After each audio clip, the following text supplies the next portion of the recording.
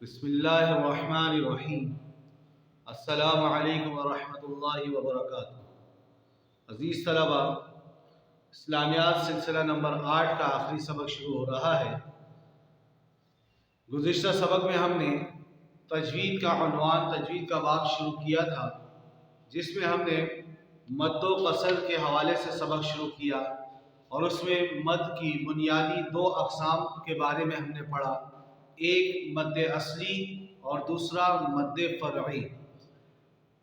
پھر ان 2 اقسام میں سے مد اصلی کی تعریف ہم نے پڑھ لی کہ وہ حروف مدہ جن کو صرف ایک الف کے برابر کھینچا جاتا ہے اور اس کو قصر اور مد طبعی بھی کہا جاتا ہے۔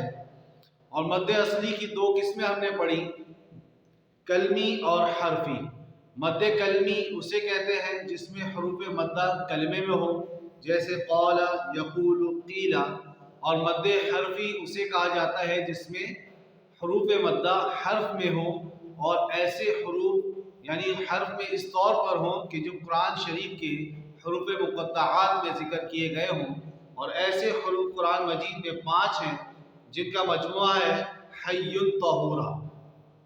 اور پھر مد اصلی کے کھینچنے کی مقدار بھی آپ نے پڑھ لی کہ اس کو ایک الف کے برابر کھینچا جائے۔ اب مد کی دوسری قسم ہے مد فرعی۔ یہ سبق ہمارا آج شروع ہوگا جو آپ کی کتاب کے صفحہ 212 میں موجود ہے۔ عزیز طلبہ، قصر یعنی مد اصلی جو ہم نے پڑھا، اس کے مقابلے میں حروف مدہ کی صفت عارضہ کی جو مد کی صفت ہے وہ مد فرعی کہلاتی ہے۔ تجوید کے اصطلاح میں مد کے حوالے سے جہاں تفصیلات ذکر کی جاتی ہے، جہاں بات کی جاتی ہے، وہاں مد فرعی سے ہی زیادہ تر بات ہوتی ہے، کیونکہ مد اصلی تو ایک نارمل سے ایک ہی چیز ہے کہ حروف مدہ ہوں اور اس میں مد اصلی کیا جاتا ہے۔ اب مد فرعی میں مختلف اقسام ہیں، مختلف باتیں ہیں، اس کی تفصیل ذکر کی جاتی ہے۔ تو سب سے پہلے مد فرعی کی تعریف سن لیجئے۔ مد فرعی کی تعریف یہ ہے کہ جس کو ایک الف کی مقدار سے زیادہ کھینچا جائے۔ مد فرعی کو، مد اصلی کو ایک الف کے برابر کھینچا جاتا تھا، تو جس کو ایک الف سے زیادہ کھینچا جائے گا وہ مد فرعی کہلائے گا۔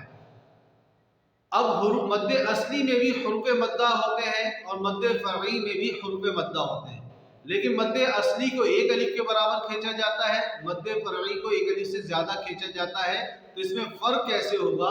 فرق اس طور پر ہے کہ مد اصلی کو تو ایک الف کے برابر حروف مدہ میں کھینچا جاتا ہے، لیکن مد فرعی کو ایک الف سے زیادہ اس صورت میں کھینچا جائے گا جب حروف مدہ کے بعد 2 سبب میں سے کوئی ایک سبب آ جائے۔ 2 سبب میں سے کوئی ایک سبب آ جائے۔ وہ 2 سبب کیا ہے؟ یعنی حروف مدہ کے بعد حمزہ یا ساکن آ گیا۔ حرف مدہ کے بعد والا جو حرف ہے وہ یا تو حمزہ ہو یا حروف مدہ کے بعد والا جو حرف ہے وہ اگر ساکن ہوا تو اس صورت میں ایک الف سے زیادہ کھینچا جائے گا، اور اگر حروف مدہ کے بعد حمزہ یا ساکن نہیں ہے، کوئی اور حرف ہے، تو آپ نے جان لیا کہ وہ مد اصلی ہے اور اس کو ایک الف کے برابر کھینچا جائے گا۔ تو مد فرعی کی تعریف کیا ہوئی؟ مد فرعی سے کہا جاتا ہے جس کو ایک الف کی مقدار سے زیادہ کھینچا جائے، اور شرط یہ ہے کہ اس میں حروف مدہ کے بعد 2 سبب میں سے کوئی ایک سبب پایا جائے، اور وہ 2 سبب ہے حمزہ یا سکون۔ حمزہ یا سکون حروف مدہ کے بعد ہوگا تو اس حرف مدہ کو ایک الف کی مقدار سے زیادہ کھینچا جائے گا۔ تو یہ بات واضح ہو گئی آپ کے سامنے، مد فرعی کی تعریف واضح ہو گئی۔ تو اس اعتبار سے کہ مد فرعی کے بعد، مد فرعی میں حروف مدہ کے بعد حمزہ یا ساکن ہوتا ہے، اس اعتبار سے مد فرعی کی اقسام بنتی ہیں 2۔ یہ آپ کے سامنے پورا نقشہ موجود ہے جس میں مد فرعی کی اقسام اور اس کی اقسام کی جو اقسام بنتی ہیں وہ آپ کے سامنے لکھی ہوئی موجود ہیں۔ اب ہم ایک ایک قسم کو لیں گے اور اس کی تعریف پڑھیں گے اور اس کے بارے میں سمجھیں گے۔ تو سب سے پہلی بات، مد فرعی کی اقسام۔ مد فرعی کی 2 قسمیں ہیں۔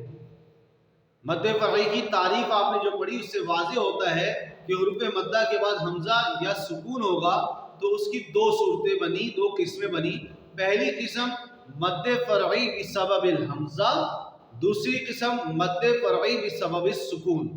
बिसबबिल हमजा मतलब यानी वो मद्दे फरई यानी वो हरफ मद्दा जिसको एक अलिफ से ज्यादा खींचा जा रहा है, बसबब है बवजह, क्यों? क्योंकि उसके बाद हमजा आ रहा है, बिसबबिल हमजा, उसको एक अलिफ से ज्यादा खींचा जा रहा है। मद्दे फरई बिसबबिल हमजा की तारीफ ये हुई, वो मद्दे फरई वो हरफ मद्दा जिसको एक अलिफ से ज्यादा खींचा जाता है हरफ मद्दा के बाद हमजा आने की वजह से। और मद्दे फरई बिसबब सुकून उसे कहते हैं कि वो मद्दे फरई यानी जिसको एक अलिफ से ज्यादा खींचा जाता है हुरूफ मद्दा के बाद सुकून आने की ऐसे साकिन आने की वजह से। ये मद्दे फरई बिसबब हमजा और मद्दे फरई बिसबब सुकून की तारीफ हो गई। अब इन दोनों की अक़साम हम अलग अलग पढ़ते हैं। अब पहले मद्दे फरई बिसबब हमजा की अक़साम, उसकी तारीफ और उसकी मिक़दार के बारे में हम पढ़ लेते हैं। तो मद्दे फरई बिसबबिल हमजा इसकी दो किस्में हैं, मद्दे मुत्तसिल और मद्दे मुनफसिल। मद्दे मुत्तसिल, मद्दे मुनफसिल। अजीज तलबा, मुत्तसिल के मायने होते मिले हुए होने के, इत्तिसाल के, मिला हुआ होना, और मुनफसिल के मायने होते इंफिसाल के यानी अलग अलग होना। अब इससे आपके समझ में तारीफ भी आ जाएगी कि मद्दे फरई बिसबबिल हमजा मुत्तसिल उसे कहते हैं कि जिसमें हरफ मद्दा के बाद जो हमजा है वो एक ही कलिमे में हो, एक ही वर्ड हो, एक ही लफ्ज हो, उसमें हरफ मद्दा भी हो और उसी में हमजा भी हो। मसलन जा, जा, अब ये इसमें एक ही कलमा है, इसमें अलिफ हरफ मद्दा भी आ गया और उसके बाद हमजा जो आ रहा है वो भी उसी कलमे में आ गया, जा। और इसी तरह सीअत, ये या हरफ मद्दा आ गया और उसके बाद हमजा उसी कलमे में आ गया, तो ये मद्दे मुत्तसिल कहलाते हैं। तो मद्दे फरई बिसबबिल हमजा मुत्तसिल की मिसाल आपने जान ली कि हरफ मद्दा के बाद हमजा उसी एक ही कलमे में हो, तो ये इत्तिसाल होगा यानी हमजा और हरफ मद्दा मिले हुए होंगे एक ही कलमे में। मद्दे मुनफसिल कहते हैं कि हरफ मद्दा अलग कलमे में हो और हमजा अलग कलमे में हो, यानी हरफ मद्दा एक कलमे के आखिर में हो और उसके बाद जो दूसरा कलमा है उसके शुरू में उसका पहला हर्फ जो है वो हमजा हो और अलग अलग कलमे में हो, इंफिसाल हो। जैसे कू अनफुसकुम, अब ये कू में वाव हरफ मद्दा है, ये कू अलग कलमा है, अनफुसकुम अलग कलमा है, तो कू में वाव जो है हरफ मद्दा ये अलग कलमे में है और अनफुसकुम में हमजा जो आ रहा है ये अलग कलमे में है, तो ये मुनफसिल है, इंफिसाल है। अजीज तलबा, ये बात वाज़ेह हो गई। पहले मद्दे फरई बिसबबिल हमजा जाने कि उसे कहते हैं जिसमें हरफ मद्दा के बाद हमजा हो और उसको एक अलिफ से ज्यादा खींचा जाएगा। इसकी दो सूरतें हैं, दो किस्में हैं। एक मद्दे मुत्तसिल यानी हरफ मद्दा के बाद हमजा उसी कलमे में हो, जैसे जा, सीअत, और मद्दे मुनफसिल उसे कहते हैं जिसमें हरफ मद्दा अलग कलमे में हो और हमजा अलग कलमे में हो, यानी हरफ मद्दा एक कलमे के आखिर में हो और हमजा दूसरे कलमे के शुरू में हो, इसको मुनफसिल कहते हैं। जैसे कू अनफुसकुम, तो ये मद्दे फरई बिसबबिल हमजा की दो किस्में हो गई, मुत्तसिल और मुनफसिल। अब इसमें मुत्तसिल और मुनफसिल में मद को खींचने की मिकदार क्या होगी? आपने ये तो जान लिया कि कितनी मिकदार, एक मिकदार से एक अलिफ से ज्यादा खींचा जाएगा मद्दे फरई में, लेकिन एक अलिफ से कितना ज्यादा खींचा जाए, 2 अलिफ, 3 अलिफ, 4 अलिफ।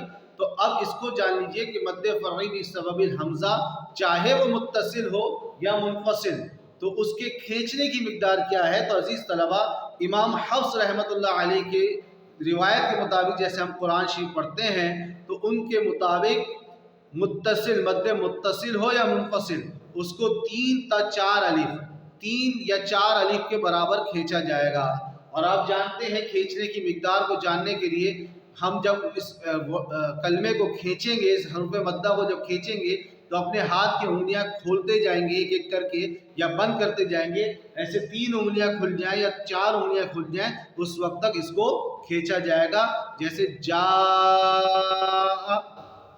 कू अनफुसकुम, अनफुसकुम, इस तरह इसको खींचा जाएगा। ये मद्दे मुत्तसिल और मुनफसिल के खींचने की मिकदार हो गई। अब अगली बात, मद्दे फरई बिसबब सुकून, उसकी तारीफ और उसकी अक़साम के बारे में हम पढ़ते हैं। तो आपने ये बात जान ली है कि मद्दे फरई बिसबब सुकून यानी मद्दे फरई की दूसरी किस्म मद्दे फरई बिसबब सुकून है, यानी जिसमें हर्फ मद्दा के बाद सुकून असली हो। मद्दे फरई बिसबब सुकून कहते हैं यानी वो मद्दे फरई जिसमें हर्फ मद्दा के बाद सुकून असली हो, यानी उसके बाद वाला हर्फ मद्दा के बाद वाला हर्फ साकिन हो और वो सुकून जो है उसको जो साकिन है वो असली हो। मद्दे फरई बिसबब सुकून को मद्दे लाजिम भी कहा जाता है, यानी यहाँ पर मद लाजिम होता है, जरूरी होता है। अजीज तलबा, यहाँ दो चीजें जानने की जरूरत है। पहली बात तो यह है कि सुकून असली से क्या मुराद है।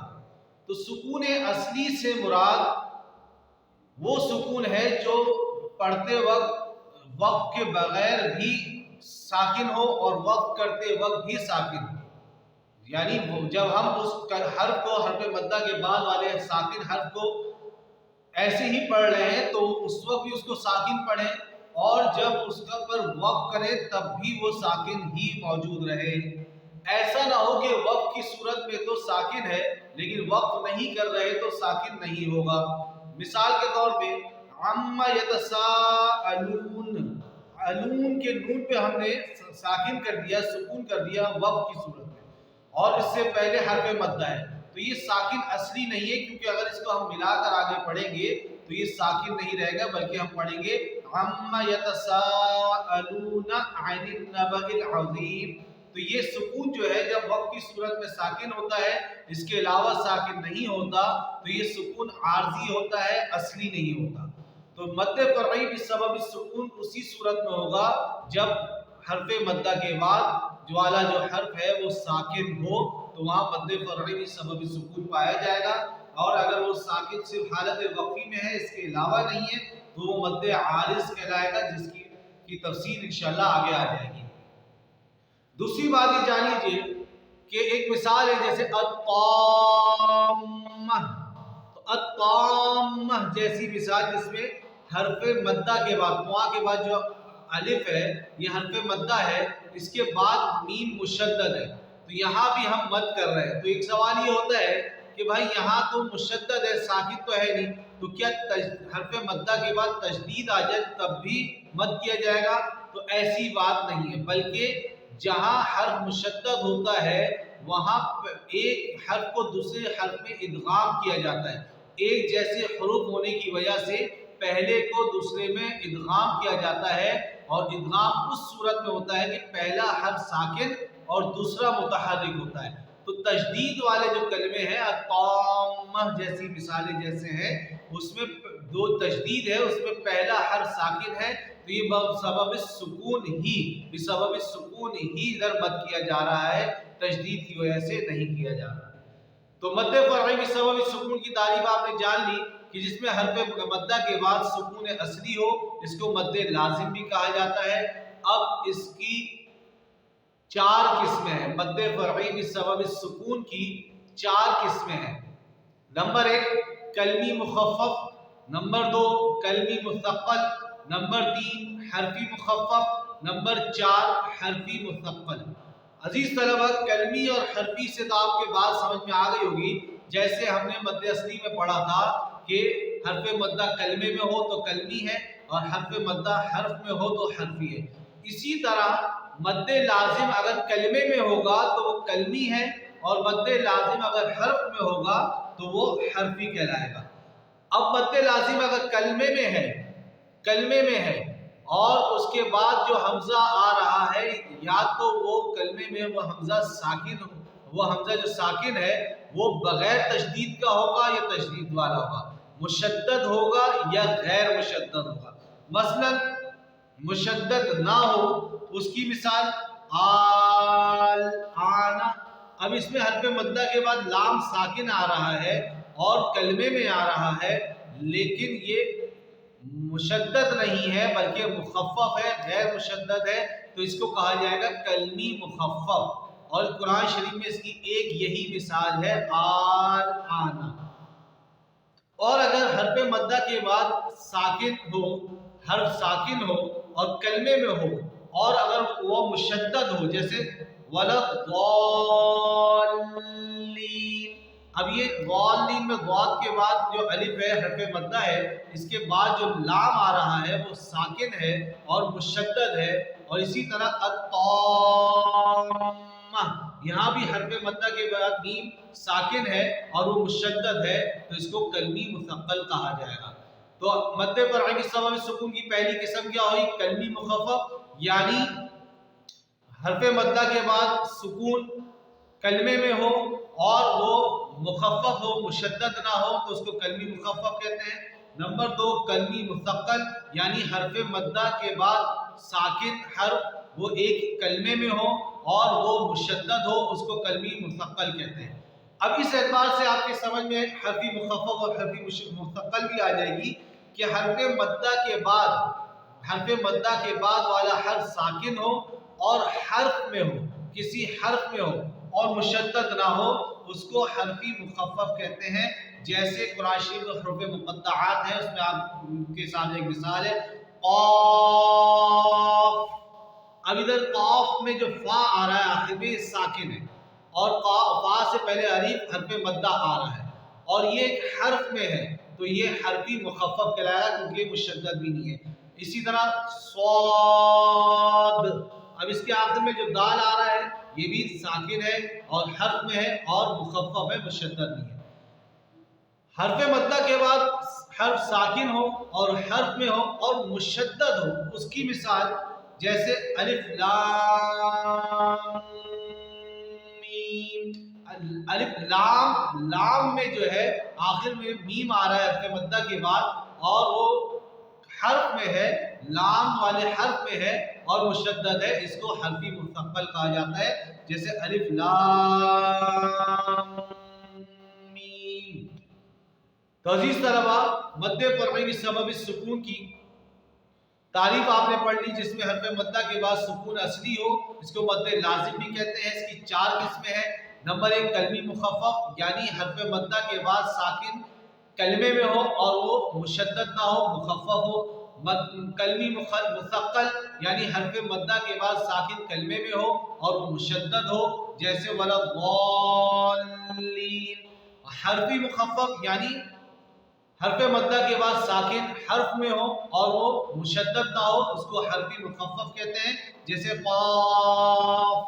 اور حرفی مثقل کہتے ہیں اس کو جس میں حرف مدہ کے بعد ساکن حرف میں ہو اور وہ مشدد ہو، جیسے الف لام میم۔ مد لازم کی کھینچنے کی مقدار مد متصل اور منفصل کی ہی طرح 3 تا 4 الف کے برابر ہے، یعنی مد اصلی سے ہٹ کر 1 الف سے زیادہ کھینچا جائے گا۔ تو عزیز طلباء، یہ تو ہو گئی مد فرعی کی تعریف اور اس کی مثال اور اس کی اقسام کی تعریف وغیرہ۔ اب آخر میں، سب سے آخر میں ایک عنوان ذکر کر رہے ہیں، اس کا جاننا بھی ضروری ہے، اور وہ عنوان ہے مد عارض للسکون۔ عزیز طلباء، اس کے بارے میں آپ کے سامنے تھوڑی سی وضاحت آ چکی ہے کہ مد عارض للسکون یعنی جو مد اصلی کا مخالف ہو۔ مد اصلی تو اسے کہتے ہیں جو سکون کی حالت میں، وقف کی حالت میں بھی ساکن ہو، وقف کے بغیر بھی ساکن ہو۔ مد عارض للسکون اسے کہتے ہیں، یعنی عارضی سکون اسے کہتے ہیں جو وقف کی صورت میں، یعنی اس کے حرف مدہ کے بعد والا جو حرف ہے وہ وقف اگر ہم کر رہے ہیں تب تو ساکن ہوگا، لیکن جب ہم اس کو ملا کے پڑھیں گے تب ساکن نہیں ہوگا، یعنی وقف کی صورت میں عارضی طور پہ اس پر سکون آتا ہے، اس کو مد عارض للسکون کہا جاتا ہے۔ جیسے عالمین، والناس، تعلمون، یہ سب میں جو حرف مدہ کے بعد جو حروف آ رہے ہیں، عالمین میں آخر میں نون آ رہا ہے، والناس میں آخر میں سین آ رہا ہے، یہ حرف مدہ کے بعد آ رہے ہیں اور اس میں وقف کی صورت میں ساکن پڑھا جا رہا ہے، اور وقف اگر نہ کریں آگے سے ملا کے پڑھیں تو یہ ساکن نہیں ہوگا بلکہ اس میں حرکت پڑھی جائے گی، تو یہ مد عارض للسکون کی مثال ہے۔ اس کو بھی کیونکہ اس سے پہلے حرف مدہ ہے، اس کو بھی کھینچا جاتا ہے لیکن ایک خاص مقدار میں کھینچا جاتا ہے، اور اس کے کھینچنے کی مقدار میں 3 طریقے ہیں کہ 3 میں سے کوئی بھی ایک طریقہ اختیار کیا جا سکتا ہے، اور وہ طریقہ یہ ہے کہ پہلی طریقہ یہ ہے کہ اگر ہم کسی حرف مدہ کے بعد متحرک حرف پر وقف کر رہے ہیں اور اس کو وہ عارضی ساکن بن رہا ہے تو وہاں جو مد کیا جائے گا وہ یا تو مد اصلی کی طرح 1 الف کے برابر کیا جائے گا، 1 الف کے برابر، اور اس کو قصر کہا جاتا ہے اس مد کو، کیونکہ وہ 1 الف کے برابر قصر مد اصلی کی طرح ہوتا ہے۔ یا 2 الف کی مقدار کھینچا جائے گا جیسے اس کو توسط کہا جاتا ہے، یا 3 الف کی مقدار کے برابر متصل اور منفصل مد لازم کی طرح کھینچا جائے گا اور اس کو طول کہا جاتا ہے۔ قصر کہا جاتا ہے یعنی 1 الف کے برابر، توسط کہا جاتا ہے یعنی درمیانی درجے کا 2 الف کے برابر، طول کہا جاتا ہے یعنی طویل کھینچا جائے گا یعنی مد متصل اور منفصل کی طرح 3 الف کے برابر کھینچا جائے گا۔ جیسے عما یتساءلون 1 الف کے برابر، یا الون 2 الف کے برابر، یا الون 3 الف کے برابر طول کر کے پڑھا جائے گا۔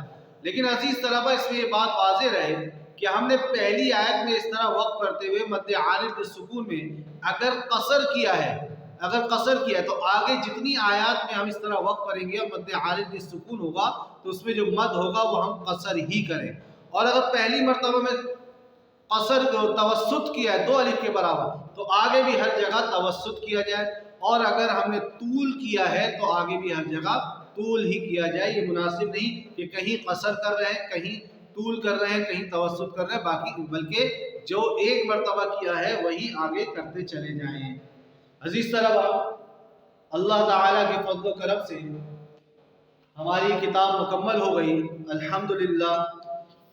اب عملی کتاب کا جو آپ کو کام کرنا ہے وہ صفحہ نمبر 84 سے عملی کتاب کے آخر تک 88 تک مکمل کرنا ہے، جس میں خلافت حضرت علی المرتضیٰ رضی اللہ عنہ کا سبق ہے اور مد و قصر کے حوالے سے سبق ہے۔ یہ آپ کو عملی کتاب کا کام مکمل کرنا ہے، انشاءاللہ اس کی PDF بھی آپ کو شیئر کر دی جائے گی۔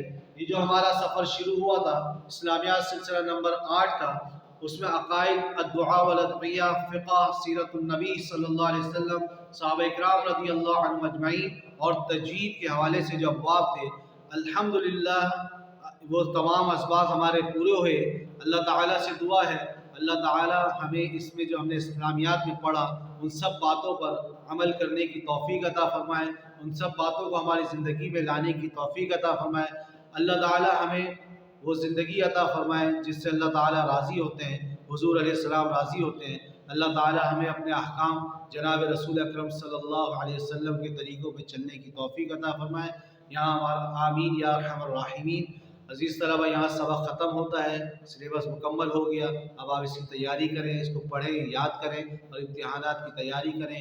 وصلی اللہ تبارک و تعالی علیہ وعلی آلہ واصحابہ واہل بیتہ وامتہ اجمعین۔